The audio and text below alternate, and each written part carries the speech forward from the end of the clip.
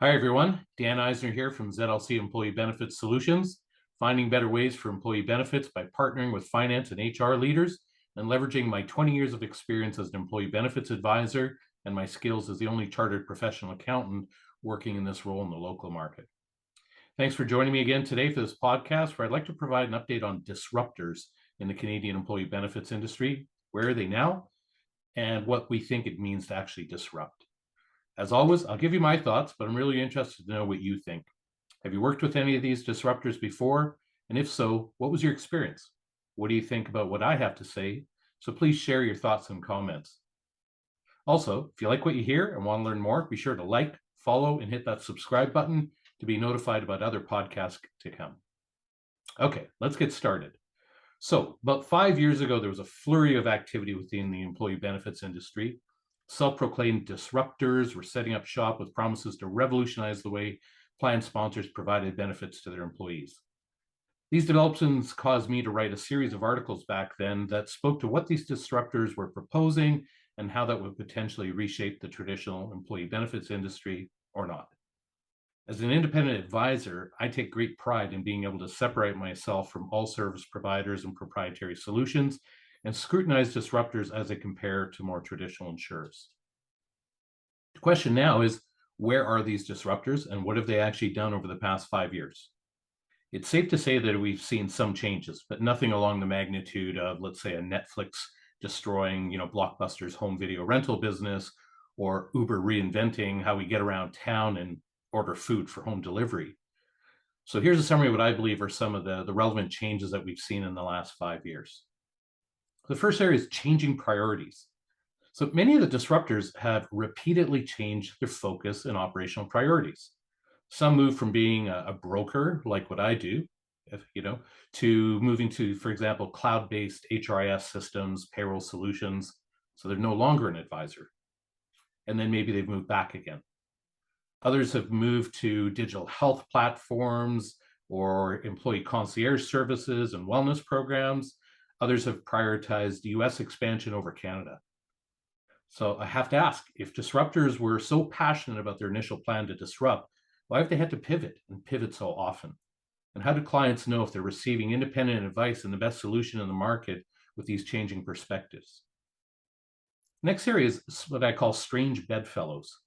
So some disruptors have secured significant investments and ownership interests from Canadian insurance companies. Others have signed on to strategic partnerships with a couple of select insurers. The independence of employee benefits plan advisors relative to the underlying insurers and solutions really is compromised when they have investments in each other. So I have to ask, if disruptors were so passionate to disrupt an industry largely controlled by Canadian insurance companies, why are they now partnering with them? Next area is lack of transparency. So as these disruptors developed their service offerings, their pricing often became difficult to ascertain because it was usually mixed into a broader bundled pricing package. So for example, your employee benefits premiums might have been mixed in with an HR software or payroll solution, or it might be mixed in with administration fees for spending accounts, which might have a significant fixed component, as well as a per claim fee basis as well. So it's difficult, if not impossible, to ascertain what you're truly paying for in these situations. And if you can't confirm what you're paying for, how can you truly assess the value proposition? So I have to ask, if disruptors were so passionate about disrupting and providing better solutions, why do they not take the high road on pricing transparency? And I'm really passionate about transparency because it's our opinion at ZLC that the Canadian insurance and brokerage industry needs to be disrupted in the area of pricing transparency.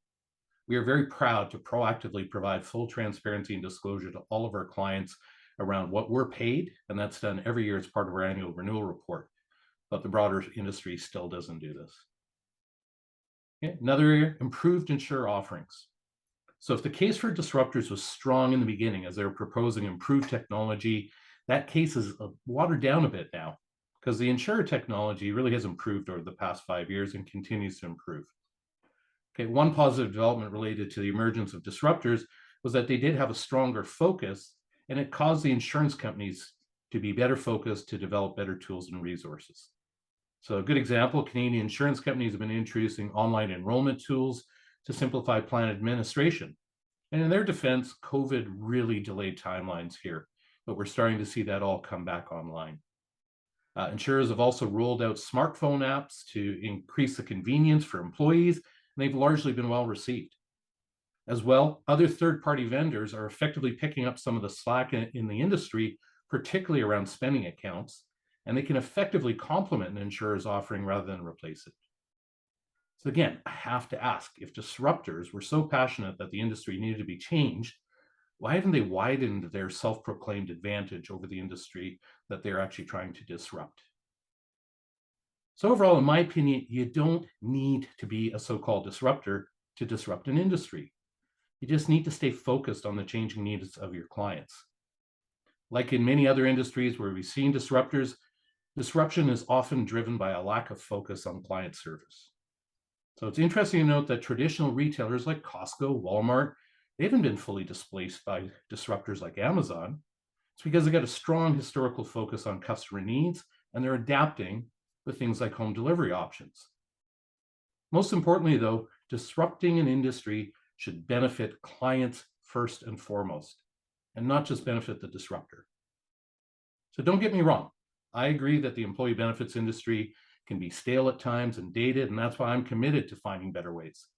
However, the focus ultimately should be on client service and how group insurance supports business objectives. At ZLC, we believe there is a better way for employee benefits, but we also believe the solution is not throwing the baby out with the bathwater. We're concerned that these types of self-proclaimed disruptors are simply attracting attention in the market with flashy ideas in the short term, but are missing the key issues for employee benefits in the long term. Disruption is really about changing the way we think about and find solutions for the key issues employers face for employee benefits in the long term. Okay, now you've heard my thoughts and opinions, and as always, I'm really interested to know what you think. Was this helpful? How does this compare to what you're hearing from your current advisor or other advisors in the market? So please leave me your comments in the comments section. As well, I'm really interested to know if there are other current topics that you'd like to see me cover in future podcasts. Let me know what's bothering you, keeping you awake at night, anything to do with your employee benefits plan. Thanks for joining me today. Be sure to subscribe to my YouTube channel for a notification on the next video podcast, as well as you can follow me on my LinkedIn business page, Dan Iser, Employee Benefits Advisor, and that information will come up on the screen in a second. Thanks so much for joining me today.